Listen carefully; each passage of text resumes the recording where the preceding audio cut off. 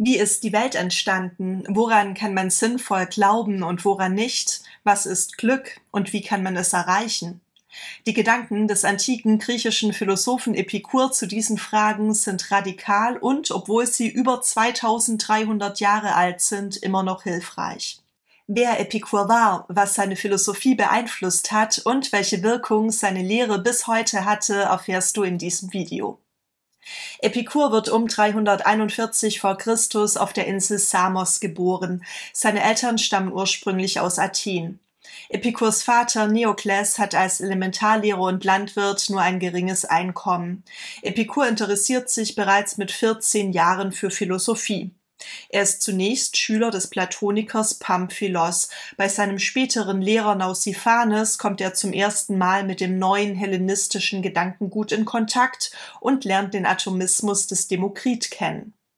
Zwischen 323 und 321 absolviert Epikur seinen Militärdienst in Athen und hört dort mehrere große Denker seiner Zeit. Ab 310 vor Christus lehrt Epikur sein persönliches philosophisches System in einer eigenen Schule. Er begründet den Epikureismus und die epikureische Schule. 306 vor Christus kauft er ein Gartengrundstück in Athen und siedelt dort seine Schule an. Die Schule wird später nur noch der Garten, zu griechisch Kepos, genannt. Epikur führt ein selbstgenügsames, gemäßigtes Leben und verbringt den Rest seines Lebens in seiner Schulgemeinschaft. 270 vor Christus stirbt er mit 72 Jahren an einem Nierenstein. Epikurs Schule, der Kepos, ähnelt vom Aufbau her Platons Akademie und Aristoteles Lykeion. Der Garten gehört Epikur, seine Schüler haben ein Nutzungsrecht. Gäste werden am Eingang des Gartens mit der Inschrift begrüßt: Tritt ein, Fremder, ein freundlicher Gastgeber wartet dir auf mit Brot und mit Wasser im Überfluss, denn hier werden deine Begierden nicht gereizt, sondern gestillt. Epikur will seine Lehre an alle Menschen weitergeben, deshalb nimmt er entgegen der damaligen Konvention auch Ehepaare, Frauen und Sklaven auf. Gerüchte über Exzesse der Epikureer, die damals verbreitet wurden, sind nicht glaubwürdig und wurden bereits von Seneca richtiggestellt. Solche Exzesse stehen auch im Widerspruch zu Epikurs Lehre. Bedürfnisse sollen seiner Ansicht nach reduziert werden und sich auf kleine, leicht erreichbare Freuden richten. Epikurs Schule ist straff organisiert. Es gibt feste Regeln, welche auch außerhalb der Lehrzeit gelten. Bei Nichtbefolgung drohen Strafen. Die Gemeinschaft hat eigene religiöse Feste und Gedenkfeiern für verstorbene Schulangehörige. Epikurs Geburtstag wird jedes Jahr gemeinsam gefeiert. Zu den Feiern werden auch Menschen eingeladen, die nicht zur Gemeinschaft gehören. Epikur wird von seinen Anhängern verehrt. Seine Lehre wird jahrhundertelang bewahrt und unverändert überliefert. Der Kepos wird zuletzt von dem Stoiker und römischen Kaiser Mark Aurel gefördert. Epikurs Schule existiert bis zum Ende des 4. Jahrhunderts nach Christus. Epikur lebt zur Zeit des Hellenismus. Während sich Sokrates und Platon vor allem mit dem Menschen als gesellschaftlichem Wesen beschäftigt haben, rückt im Hellenismus der Mensch als Individuum in den Mittelpunkt der philosophischen Betrachtung. Zu dieser Zeit entwickeln sich 3 bedeutende Schulen: die Kyniker, die Stoiker und die Epikureer. Die epikureische Schule entsteht parallel zur Stoa.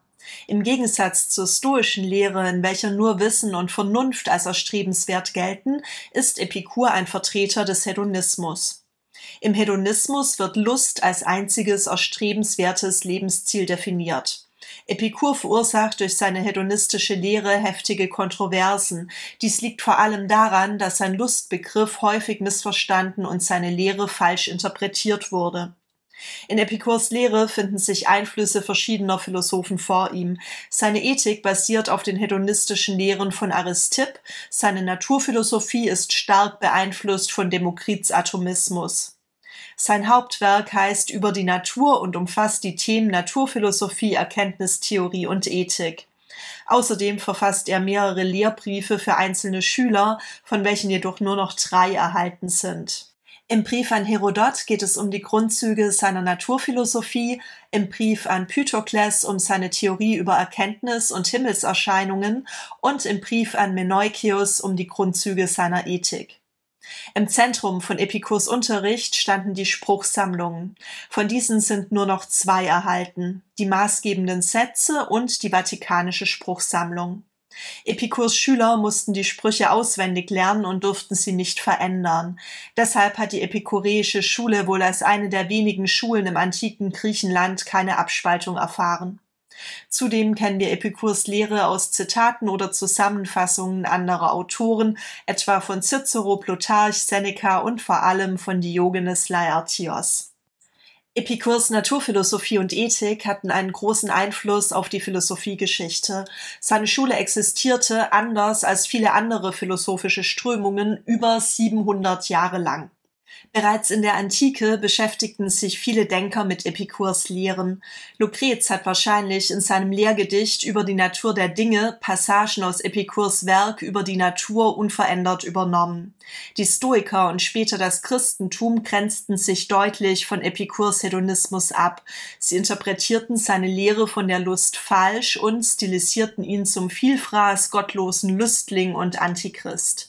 Diese Fehlinterpretation prägte das Bild von Epikur viele Jahrhunderte lang. Erst in der frühen Neuzeit beschäftigten sich Philosophen differenzierter mit ihm und rehabilitierten dadurch seine Lehren.